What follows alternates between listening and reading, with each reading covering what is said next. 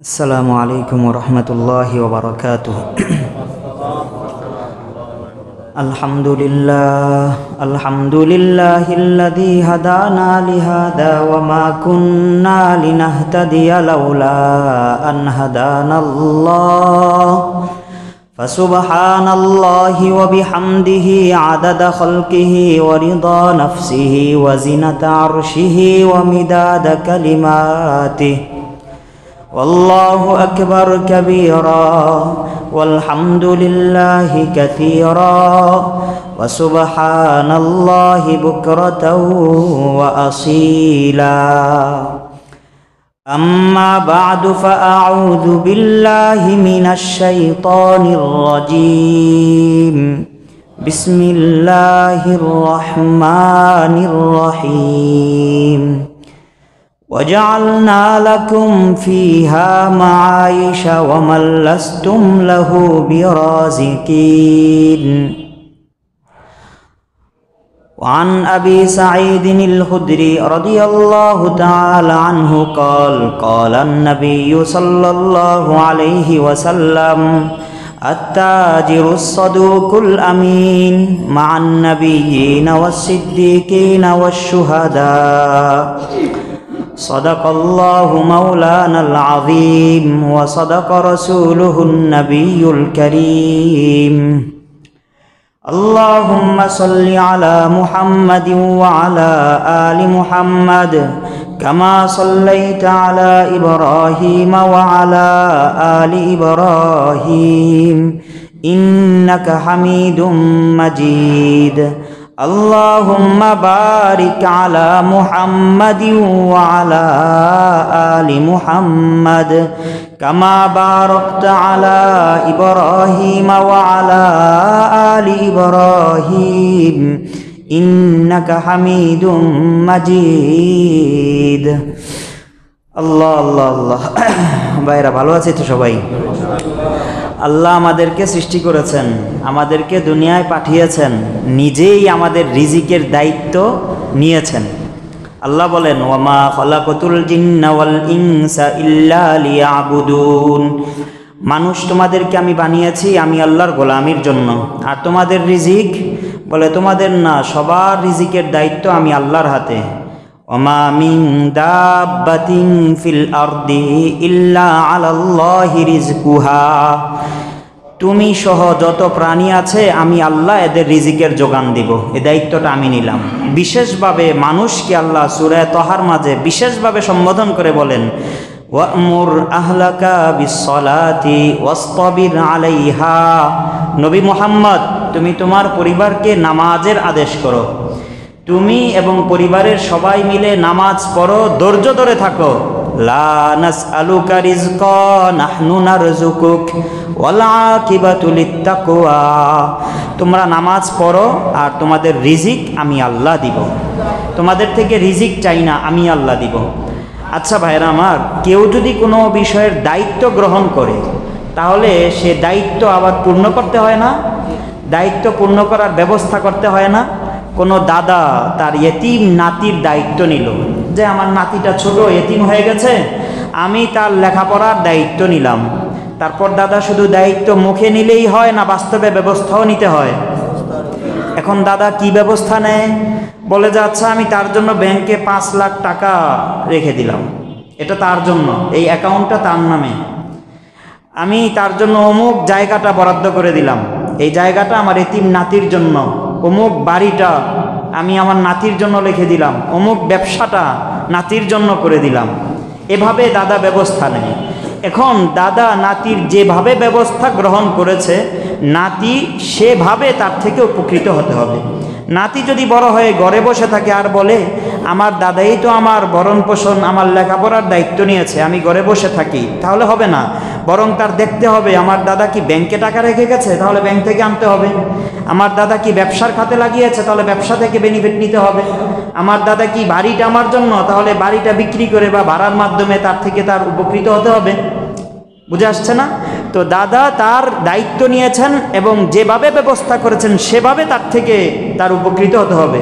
আল্লাহ আমাদের রিজিকের দায়িত্ব নিয়েছেন, তাই বলে কি আমরা এখন হাত পা গুটিয়ে ঘরে বসে থাকবো যে আল্লাহই তো খাওয়াবেন? না, আল্লাহ নিজে বলছেন। শোনেন আল্লাহ কি বলেন সূরা হিজরের মাঝে। আল্লাহ বলেন ওয়াজআলনা লাকুম ফিহা মাআইশ, এ মানবকুল, তোমাদের জন্য এই ভূপৃষ্ঠে আমি তোমাদেরকে যেমন সৃষ্টি করেছি, তোমাদের জীবন উপকরণকেও আমি সৃষ্টি করেছি। শুধু তোমাদের না, ওয়াজআলনা লাকুম ফিহা মাআইশ ওয়া মান লাস্তুম লাহু বিরাজিকিন, যে সকল প্রাণীদের রিজিক তোমরা ব্যবস্থা করো না তাদেরও। আচ্ছা, এর দ্বারা বুঝে আসে তাহলে মনে হয় মানুষ কোনো কোনো প্রাণীর রিজিক মানুষ ব্যবস্থা করে। বলে না, বাহ্যিকভাবে কোনো কোনো প্রাণী এমন রয়েছে যে তার দানা পানির যোগান মানুষ দেয়। যেমন গরু, ছাগল, ভেড়া, আমাদের গৃহপালিত পশুগুলো দানা পানির যোগান বাহ্যিকভাবে কারা ব্যবস্থা করে? মানুষ। আল্লাহ বলেন তুমি তো কিছু প্রাণীর ব্যবস্থা বাহ্যিক তুমি করো, অনেক শত সহস্র প্রাণী আছে যাদের ব্যবস্থা বাহ্যিক যোগানও তুমি দাও না, তাদের ব্যবস্থাও আমি করি। তাদের জীবন উপকরণের ব্যবস্থা আমি দুনিয়ায় ছড়িয়ে ছিটিয়ে রেখেছি।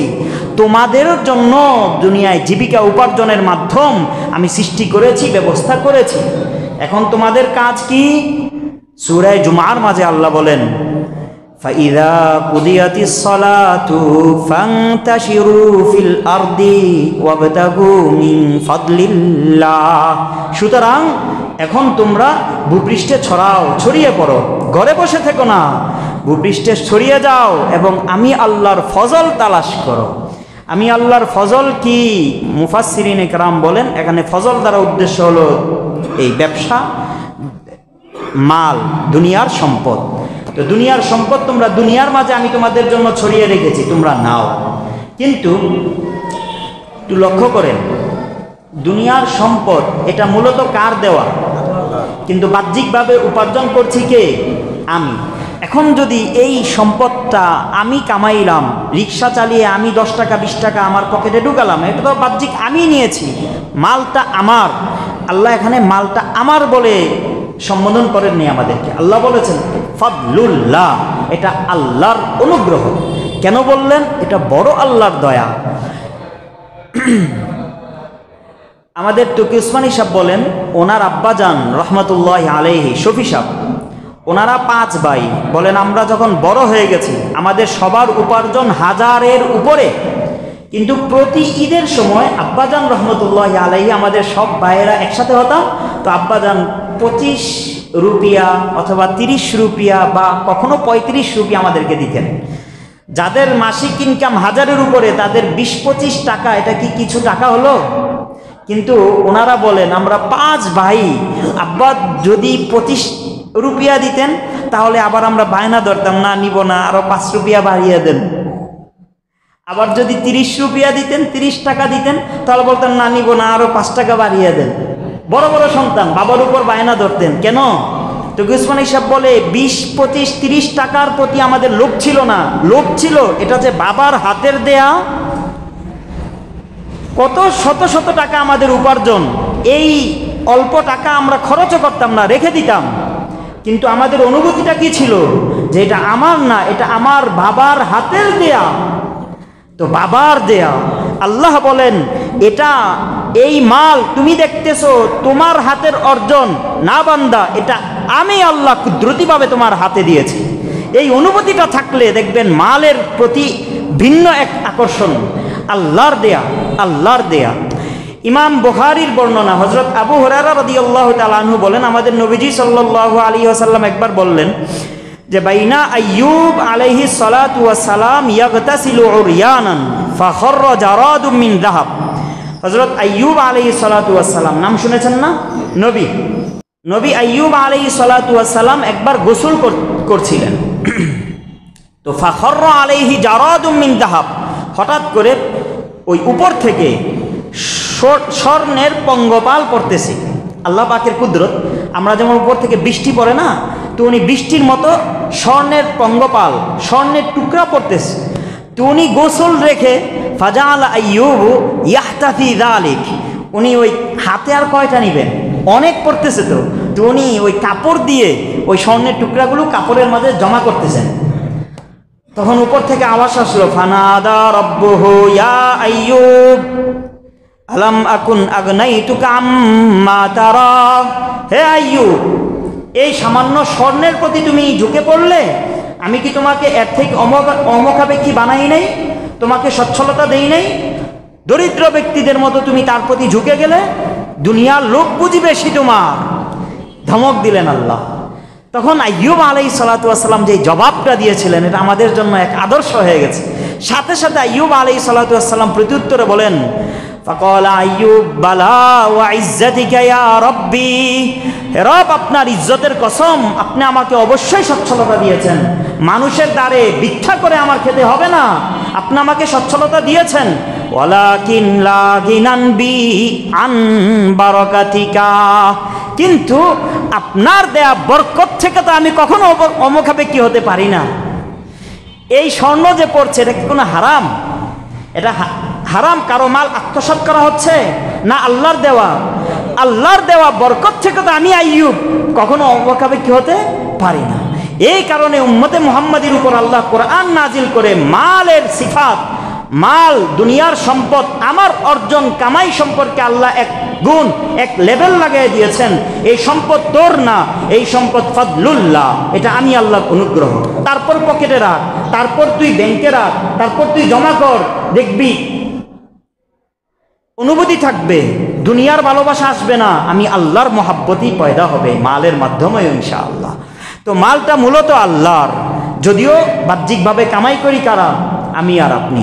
আমাদের আশরাফ আলী থানভী রহমতুল্লাহ আলাইহি একটা ঘটনা বর্ণনা করে আমাদেরকে বুঝিয়েছেন যে একবার এক মহিলা, পর্দানিসীন মহিলা, তার মাহরাম কেউ নাই, স্বামীও নাই, সন্তানও নাই। উনি এক আলেমকে দাওয়াত করেছেন বাসায়। আলেম এসেছে, তো ছোট্ট বাচ্চা, মক্তবের এক বাচ্চাকে সাথে নিয়ে। এখন ঘরের রুম একটা, মহিলাও পর্দাশীল, আলেমের সাথে পর্দাও করতে হবে, আবার তাকে খাবার দাবারের ব্যবস্থা করতে হবে। করবে কি? তাই এক রুমের ভিতর পর্দা দিয়ে, কালো পর্দা দিয়ে রুমের এপাশে বসেছে মহিলা, আর অপর পাশে আলেমকে বসিয়েছেন। এখন পর্দার ভিতর থেকে ওই মহিলা আলেমের জন্য মেজবান না, আলেমের জন্য খাবারের ব্যবস্থা করছেন। কখনো রোস্টের পেয়ালা, হান্ডি পাতিল দিচ্ছেন, পোলাও, তারপর বিরিয়ানি, গোশত, তরকারির পেয়ালা, এগুলো ওই পর্দার নিচ দিয়ে দিচ্ছেন। আলেম তো খাচ্ছে, কিন্তু পাশে থাকা ওনার যে বাচ্চাটা নিয়ে আসছে, ছোট বাচ্চা, সে খাচ্ছে না। তো আলেম জিজ্ঞাসা করছে, বাবা তুমি খাচ্ছ না কেন? খাও। তো দেখে যে বাচ্চা খায় না, হা করে পর্দার দিকে তাকিয়ে আছে। কি ব্যাপার তুমি পর্দার দিকে? পর্দায় কি হলো? কালো পর্দা? বলেন না, আমি ভাবতেছি এমন পর্দা তো জীবনেও শুনি নাই। এমন একটা পর্দা যদি আমাদের থাকতো, তাহলে কি আর আমাদের অভাব হতো? বলে কি হয়েছে পর্দার? বলে পর্দায় দেখি পোলাও দেয়, পর্দায় দেখি খুরমা দেয়, পর্দায় দেখি তরকারি দেয়। বলে আরে বাবা, এটা তো পর্দায় দিচ্ছে না, পর্দার ওপাশ থেকে মানুষ আছে, সে মানুষ দিচ্ছে পর্দার ভিতর থেকে। তো আশরাফ আলী থানভী রহমতুল্লাহ আলাইহি বুঝাতে চান যে আমরা যারা শুধু দুনিয়ার দিকেই তাকিয়ে থাকি, যে আকাশের বৃষ্টি বুঝি আমাদের ফসল গোজায়, জমিনের বালু মাটিটা উর্বর, তো তাই এবারে ধানের ফলন বেশি হয়েছে, আর আমার টাকা পয়সা ব্যাংক ব্যালেন্স আছে, তো তাই আমার কোনো অভাব থাকবে না। বলে আমাদের দৃষ্টি যাদের সীমিত শুধু দুনিয়ার মাঝে, তাদের আকল বুদ্ধি হলো ওই ছোট বাচ্চার মতো, যার বিবেক কাজ করে না যে পর্দার ভিতর থেকে আরেকজন দিচ্ছে। আমরা শুধু কালো পর্দার ভিতরে চেয়ে আছি, কালো পর্দার ভিতরে কে আছে তা দেখি না, কালো পর্দার মাঝেই আমাদের চোখ সীমিত। আল্লাহ আমাদের দৃষ্টি শক্তি দান করেন। তো ভাই, আলোচনা খুব মনোযোগ দিয়ে শুনতেছেন তো? আপনারা শুনতেছেন, বুঝতেছেন, আমল করবেন তো ইনশাল্লাহ? ধারাবাহিক আলোচনা হচ্ছে, আল্লাহ যেন প্রতিটা কথার উপর আমাদের আমল উঠে নেন।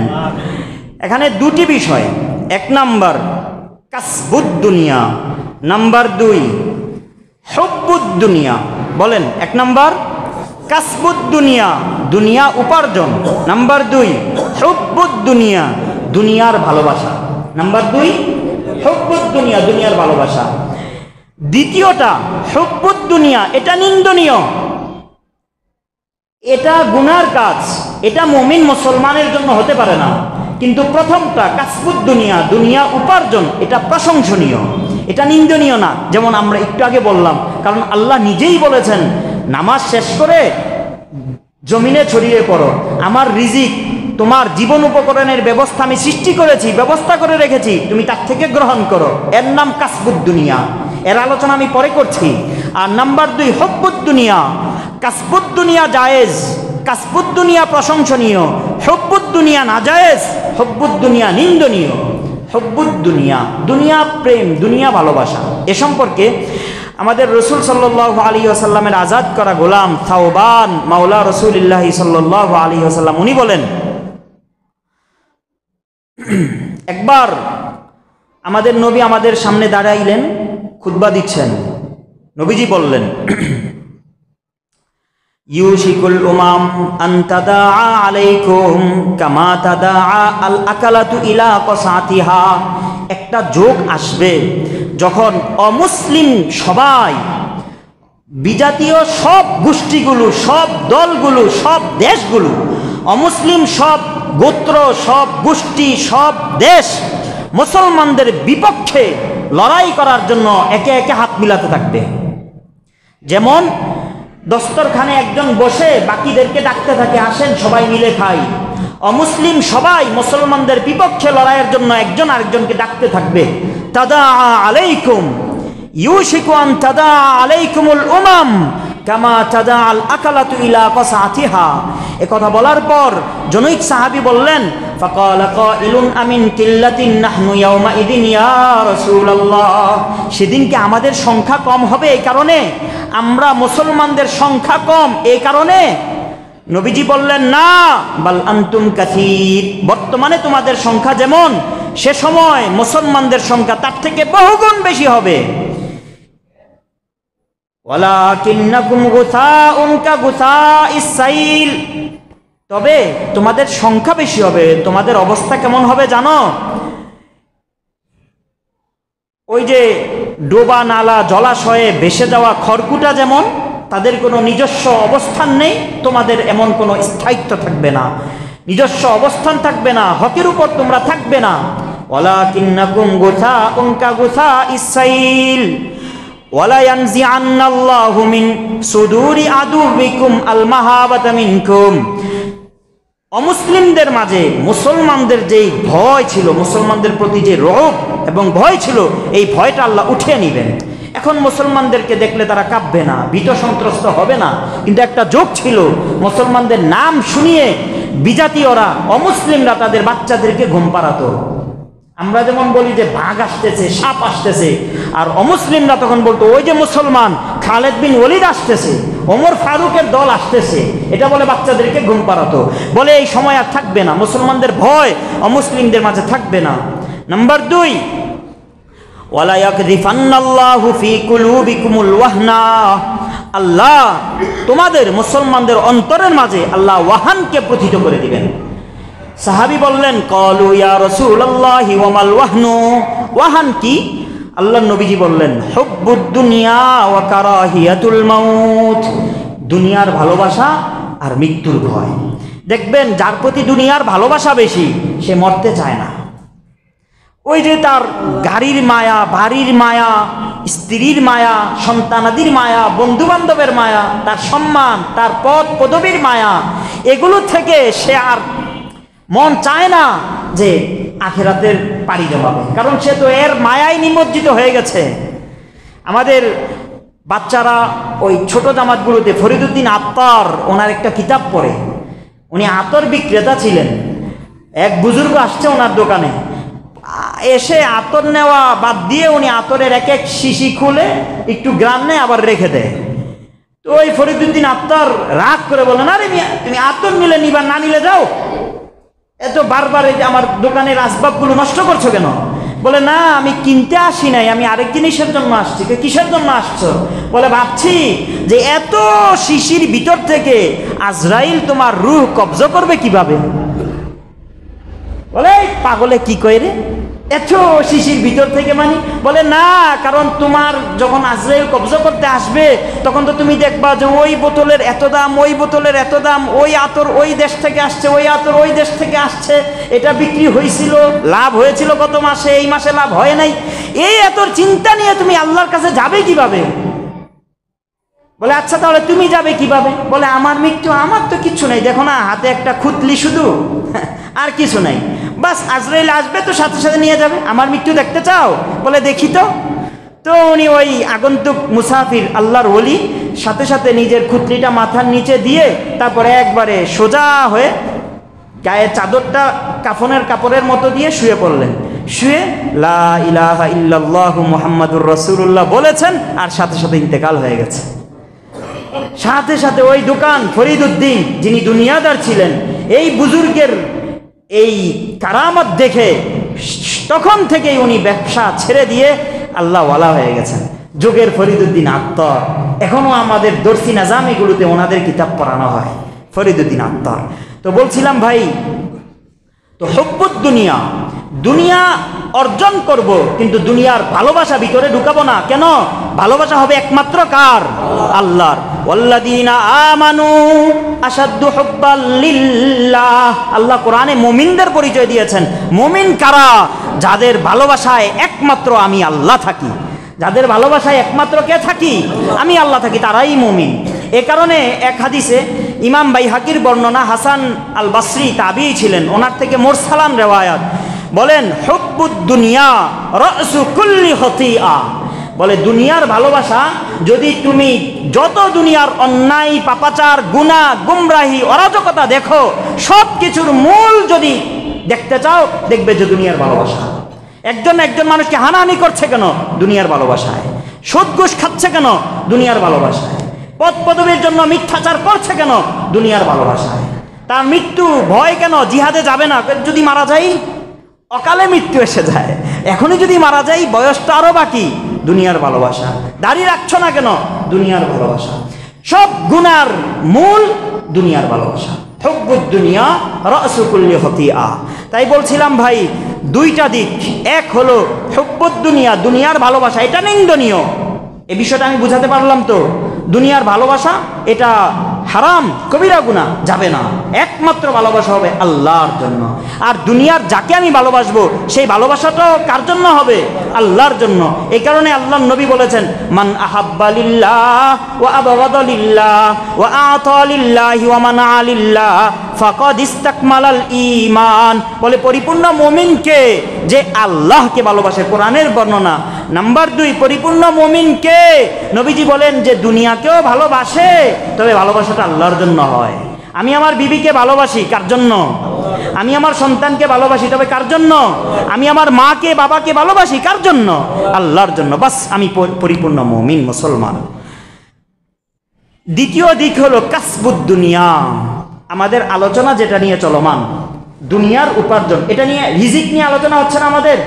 কাসবুদ দুনিয়া, দুনিয়ার উপার্জন, এটা যদি আল্লাহর গণ্ডির ভিতরে থেকে হয়, আল্লাহর বিধিনিষেধ এর ভিতরে থেকে হয়, তাহলে অবশ্যই এটা পালনীয়, করণীয়, প্রশংসনীয়। দেখেন সূরা জুমার যে আয়াতে আল্লাহ বলেছেন, ইনতাশিরু ফিল আরদি ওয়াবতাগু মিন ফাদলিল্লাহ, জমিনে বিচরণ করো, আমি আল্লাহর রিজিক তালাশ করো, সেখানেই আল্লাহ বলেছেন, এই আয়াতের শুরুতে আল্লাহ বলেছেন, ফাইদা কুদিয়াতিস সালাহ, নামাজ শেষ করে তারপর দুনিয়ার কাজে নামো। তাহলে আগে কি? নামাজ। ইয়া আইয়ুহাল্লাযীনা আমানু ইযা নুদিয়া লিস-সালাতি মিন ইয়াউমিল জুমুআহ ফাসআউ ইলা যিকরিল্লাহ ওয়া দারুল বাই', যালিকুম খায়রুল লাকুম ইন কুনতুম তা'লামুন। জুমার নামাজের আজান যখন হয়ে যায়, তো ব্যবসায়ীরা দোকান বন্ধ করে দাও, সাথে সাথে মসজিদে আসো। মাসআলা, জুমার প্রথম আজান হওয়ার পর দুনিয়ার কোনো কাজ করা জায়েজ নেই। ফকিরা বলেন, আপনি যদি ব্যক্তিগত কোরআন তেলাওয়াতে থাকেন, কোরআন তেলাওয়াত বন্ধ করে দিবেন। জুমার আজান কানে আসছে, এখন শুধু জুমার নামাজে আসার জন্য প্রস্তুতিমূলক যা পাঞ্জাবিটা পরতে হবে, একটু আতর লাগাতে হবে, বাস এগুলো করে মসজিদে চলে আসতে হবে। ফাসআউ ইলা যিকরিল্লাহ, মসজিদে চলে আসো। ফাইদা কুদিয়াতিস সালাহ, যখন নামাজ শেষ করবে তখন। তাহলে 1 নাম্বার কাসবুদ দুনিয়া, এটা আমার জন্য কল্যাণকর হবে কখন? যখন আমি কাসবুদ দুনিয়া, আল্লাহ পাকের অন্যান্য বিধিবিধান, ফরজ বিধানগুলো, ফারিদাতুন বাদাল ফারিদ, অন্যান্য ফরজ আদায়ের পর যখন আমি কাসবুদ দুনিয়ায় নামবো, নামাজ আদায়ের পর আমি যখন দুনিয়া উপার্জন করব, এটা আমার জন্য দিন হবে। এই দুনিয়া থাকবে না, দিন হয়ে যাবে, দিন হয়ে যাবে। এই আয়াতেই আল্লাহ বলেন, ফাইদা কুদিয়াতিস সালাতু ফান্তাশিরু ফিল আরদি ওয়াবতাগু মিন ফাদলিল্লাহ ওয়াযকুরুল্লাহা কাসীরা লাআল্লাকুম তুফলিহুন। 2 নাম্বার, আমি দুনিয়া উপার্জন করতে গিয়ে যেন আমি আমার আল্লাহকে, আমি আমার মাওলাকে ভুলে না যাই। তাহলে কাসবুদ দুনিয়া, এই দুনিয়া আমার জন্য কি হবে? দিন হবে। 1 নাম্বার, অন্যান্য বিধিবিধান আল্লাহ পাকের পালন করতে হবে। দুনিয়া উপার্জন করতে গিয়ে যেন নামাজ, রোজা, যাকাত, হজ পিছিয়ে না যায়। নাম্বার 2, দুনিয়া উপার্জন করতে গিয়ে যেন আমি আমার মাওলাকে ভুলে না যাই। ওয়াযকুরুল্লাহা কাসীরা, আল্লাহ বলেন দুনিয়া যদি কামাও অল্প, তাহলে আমি আমার মাওলার জিকির করো অধিক। ওয়াযকুরুল্লাহা কাসীরা, আল্লাহর স্মরণ অধিক করতে হবে। হ্যাঁ, এই আয়াতে কে সামনে রেখে দেখেন সূরা নূরের মাঝে আল্লাহ বলেছেন, রিজালুল লা তুলহিহিম তিজারাতু ওয়ালা বাইউন আন যিকরিল্লাহ, বলে মুমিন কারা?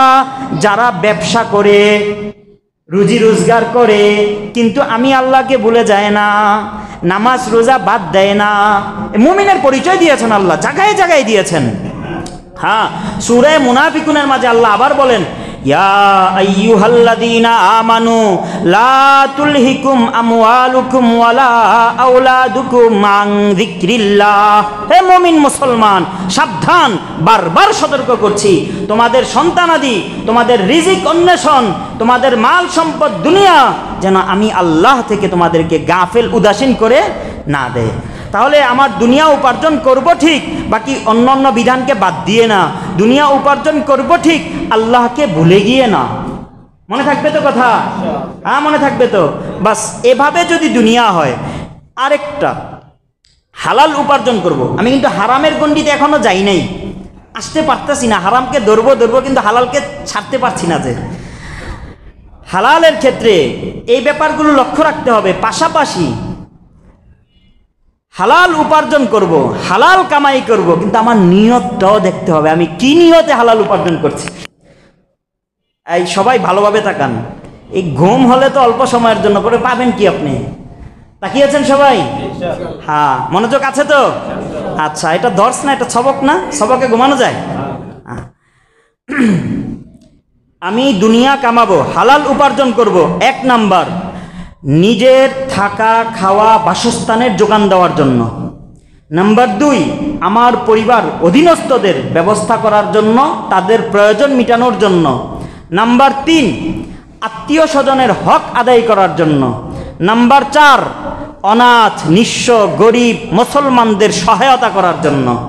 নাম্বার 5, দ্বীনের অন্যান্য শাখা, মসজিদ, মাদ্রাসা, জিহাদ, দ্বীনি ইসলামী সংগঠন ইত্যাদিতে অংশ নেওয়ার জন্য।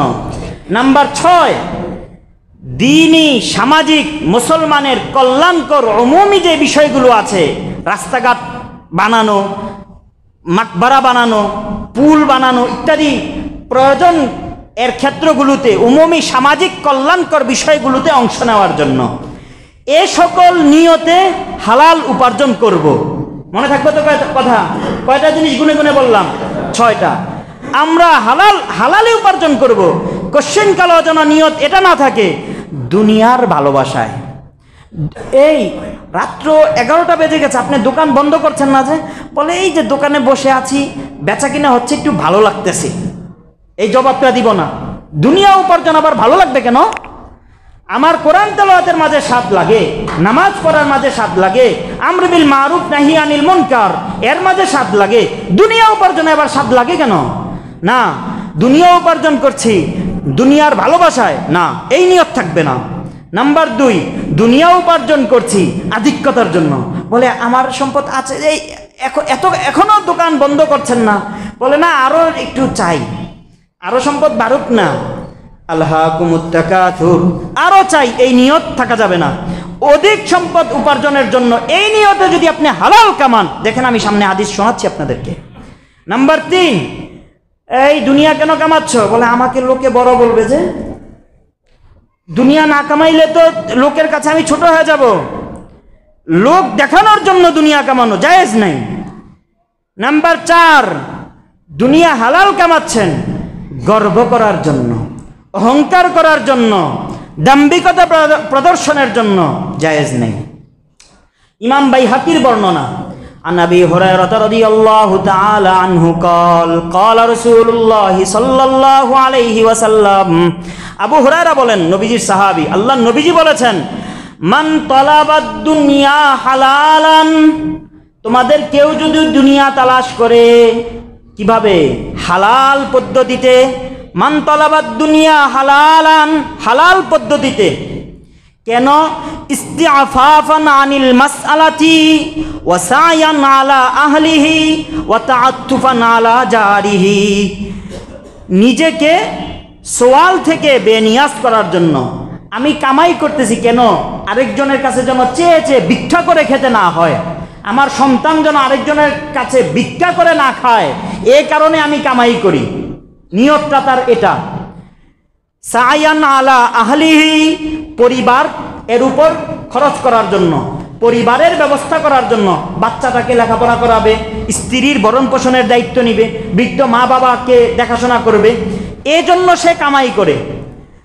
তাআত্তুফানা আলা জারিহি, প্রতিবেশীর উপর রিয়ায়াত করার জন্য, প্রতিবেশীকে দান সদকা করা, সহযোগিতা করা, সহায়তা করা, এর জন্য। নবীজি বলেন, এই নিয়তগুলো সামনে রেখে যে দুনিয়ার হালাল মাল অন্বেষণ করবে, নবীজি বলেন, লাকি আল্লাহ তাআলা ইয়াউমাল কিয়ামাতি ওয়া ওয়াজহু মিথলুল বাদার লাইলাতাল কামার, সে কিয়ামতের দিন আল্লাহর সামনে যখন তার সাক্ষাৎ হবে, তখন তার চেহারাটা পূর্ণিমার রাতের চাঁদের মতো চমকাইতে থাকবে। আল্লাহু আকবার। এই হাদিসের শেষে আল্লাহর নবীজি বলেন, ওয়ামান তালাবাদ দুনিয়া হালালান, কেউ যদি দুনিয়া অন্বেষণ করে হালাল ভাবে, কি হারাম পদ্ধতিতে না হালাল? হালাল উপায়ে সে দুনিয়া কামাই করছে, কিন্তু তার নিয়ত কি? মুকাথিরান মুরাইয়ান মুফাখিরান মুকাথিরান, সে দুনিয়া কামায়, নিয়ত কি? বলে আমার টাকা আরো বাড়ুক, 1000 আছে তো 2000 হোক, 1 লাখ আছে তো 2 লাখ হোক, একবারই আছে তো 2 বারই হোক।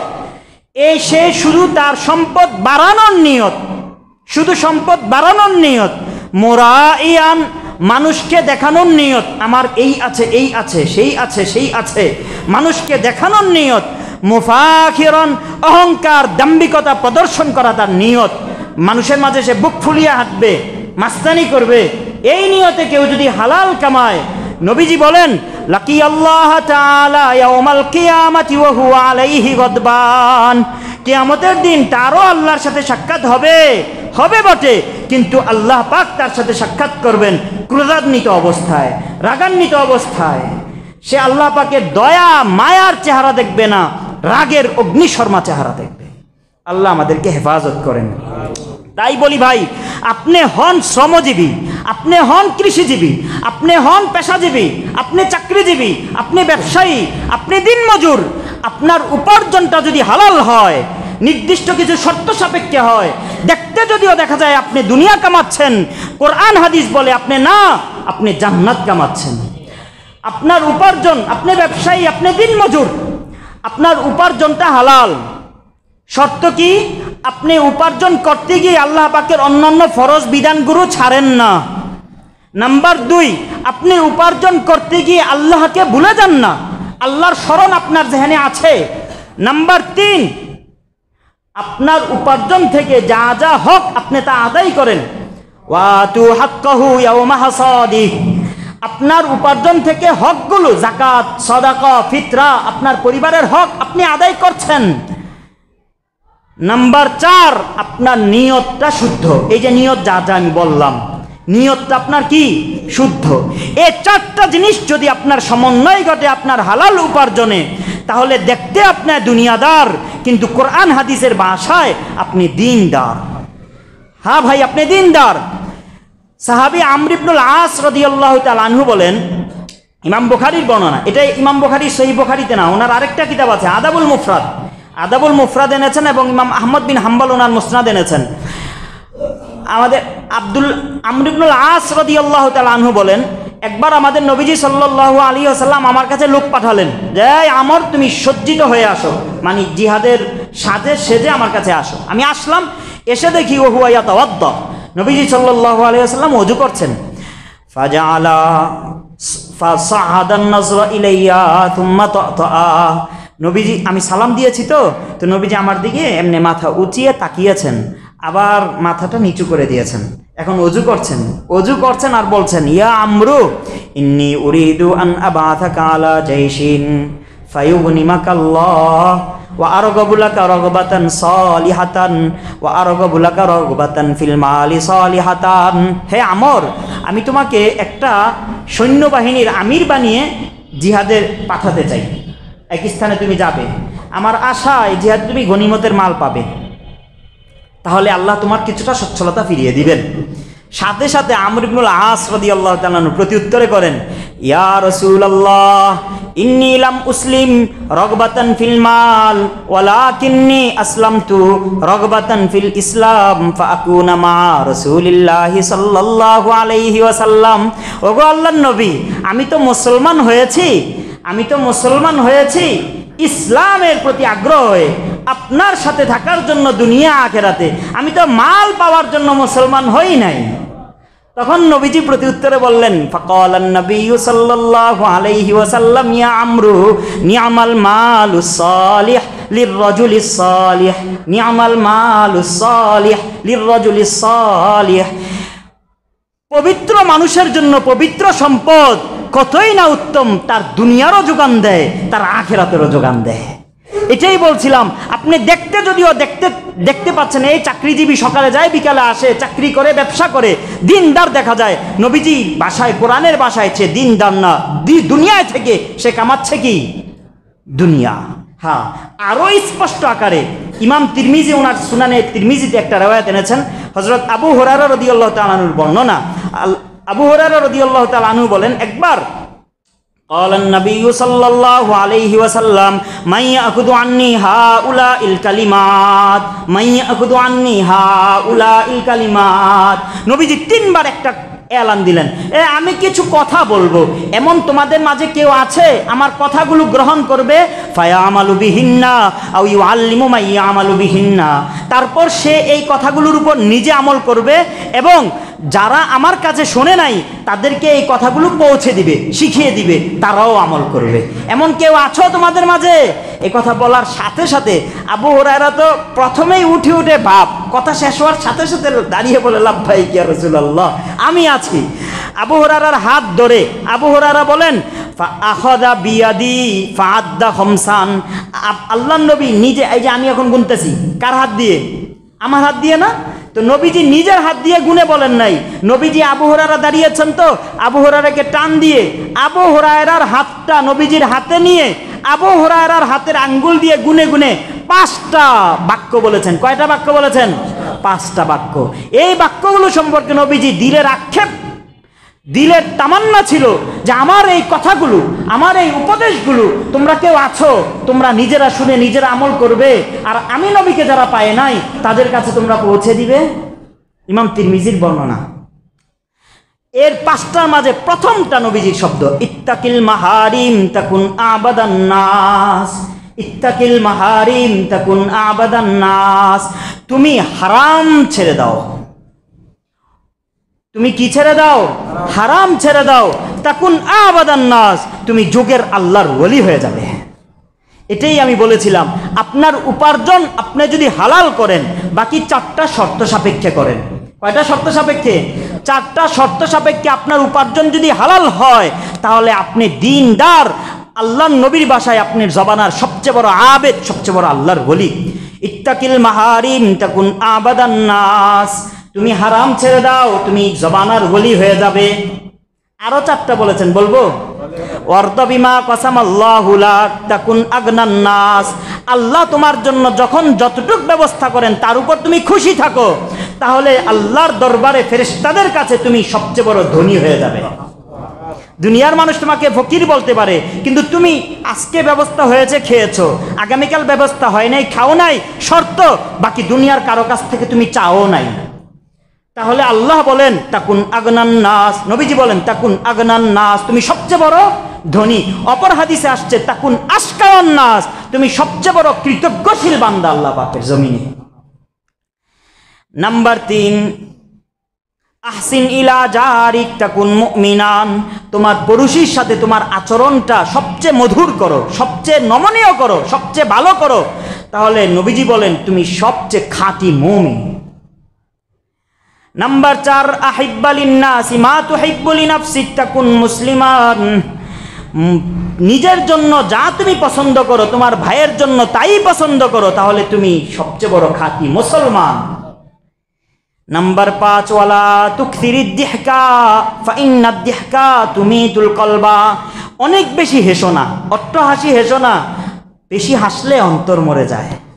যে অন্তরে আল্লাহ পাকের ঈমানের স্বাদ পাওয়া যায় সে অন্তর মরে যায়, ইবাদতের স্বাদ থাকে না। যাই হোক, বাকি 4টা বলেছে আনুষঙ্গিক হিসাবে। প্রথম হাদিসের প্রথম অংশ উদ্দেশ্য, ইত্তাকিল মাহারিম তাকুন আগনান নাস, ইত্তাকিল মাহারিম তাকুন আবাদান নাস, তুমি হারাম খেও না, সবচেয়ে বড় জামানার ওলি হয়ে যাবে। আল্লাহ আমাদেরকে তৌফিক দান করেন।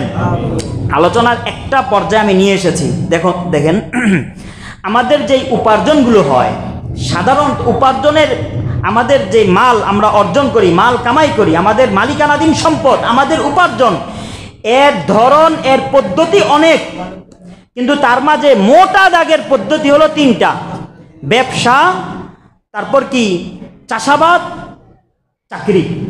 ব্যবসা, চাষাবাদ, চাকরি। এছাড়া উপার্জনের আরো অনেক মাধ্যম আছে, যেমন মিরাজ, হিবা, গিফট করে না মানুষ, খরচ, লেনদেন করে, দান সাদাকা, সোয়াল, মানুষটা কিছু চেয়েও নেয়, আবার বিভিন্ন হুকুক, যেমন স্ত্রীর মোহর, কেউ কাউকে হত্যা করলে দিয়ত, এগুলোর দ্বারাও মানুষ সম্পদের মালিক হয়। তো এই সম্পদের মালিক হওয়ার ক্ষেত্রেই আমাদের হালাল উপায় একটা দিক আছে, হারাম উপায়েরও একটা দিক আছে। আগামী জুমা ইনশাআল্লাহ বলছিলাম আমাদের সম্পদের মালিক হওয়ার পদ্ধতি অনেক, এর মাঝে মোটা দাগে মূল কয়টা: ব্যবসা, চাষাবাদ, চাকরি। আগামী জুমায় ব্যবসা নিয়ে আলোচনা চলমান থাকবে, পরবর্তীতে ধারাবাহিক আলোচনাগুলো হবে ইনশাআল্লাহ। তাহলে আমাদের উপার্জনগুলোর মাঝে হালাল পদ্ধতি কি, হারাম কি আমরা জেনে নিব ইনশাআল্লাহ। আল্লাহ তৌফিক দান করেন। সুবহানাকাল্লাহুম্মা বিহামদিকা।